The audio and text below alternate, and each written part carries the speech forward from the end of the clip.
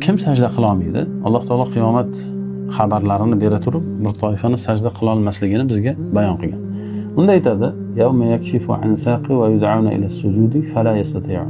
O'sha kunda saq ochiladi, o'sha boldir ochiladi va sajdaga chaqiriladi.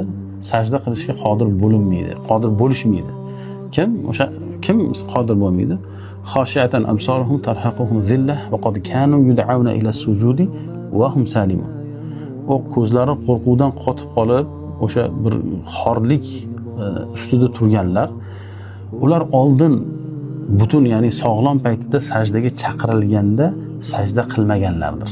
Qalam surasida keladi bu. Demak, sajdaga chaqirilganda kim sajda qila olmas ekan, bu dunyoda sajdaga yaroqli bo'la turib sajda qilmaganlar.